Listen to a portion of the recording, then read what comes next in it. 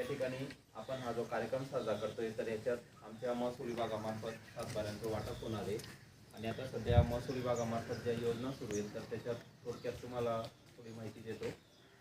सध्या एक जिवंत सातबारा मोहीम महसूल विभागामार्फत राबवली जाते.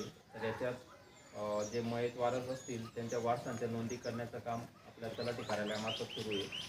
तर त्यानंतर समजा सातबाऱ्यावर बऱ्याचदा काय असतं की एखादा व्यक्ती मयत झाल्यानंतर त्याच्या वारसांची नोंद होते आणि जर एखादा वारस म्हणजे समजा एखादा मुलगा किंवा मुलगी लहान असेल, अज्ञान असेल, तर त्याचं तो अज्ञान असल्यामुळे त्याचं अज्ञान पालन करता म्हणून त्यांचं आई किंवा वडील यांचं नाव सातबाऱ्यावर दाखल केलं जात असतं आणि असं हे अज्ञान पालन करता म्हणून सातबाऱ्यावर नोंद असते. तर बऱ्याचदा असं होतं की तो व्यक्ती म्हणजे त्याचं 18 वर्षापेक्षा बरंच जास्त वय झालेलं असतं.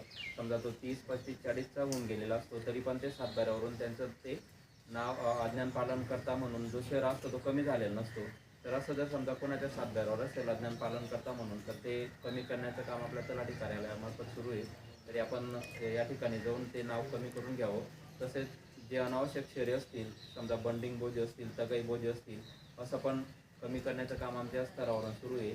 आम्ही तशा नोंदी घेतोच आहेत. तरी आपला पण निदर्शनास आलं की एखादा समजा बोजा आहे की तो कालबाह्य झालेला आहे, बरेच दिवस झालेले आहेत आणि असा जर म्हणजे जो नियमानुसार कमी होणारा बोजा असेल तर असा बोजा आपल्या स्तरावरून कमी केला जाणार आहे. त्यानंतर एक ॲग्रीस्टॅक नावाची योजना सुरू झालेली आहे. याच्यात आपलं आधार आणि मोबाईल नंबर सातबाऱ्याला लिंक करायचं आहे. तर बऱ्याच लोकांचं अजून आधार आणि मोबाईल लिंक करायचं काम बाकी असेल तर मी आपल्याला एक विनंती करेल की आपण लवकरात लवकर आपल्या जवळच्या सेतू केंद्रावर जाऊन आधार आणि मोबाईल नंबर सातबाराशी लिंक करून घ्यावा.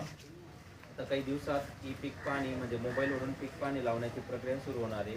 तरी म्हणजे आपल्याला जर समजा पीक पाणी नाही लावता आलं तर आपल्या गल्लीतला कोणी लहान मुलगा असेल म्हणजे किंवा एखादा सुशिक्षित मुलगा असेल की ज्याला पीक पाणी लावता येईल, जवळपास मोबाईल सर्वांनाच हाताळता येतो.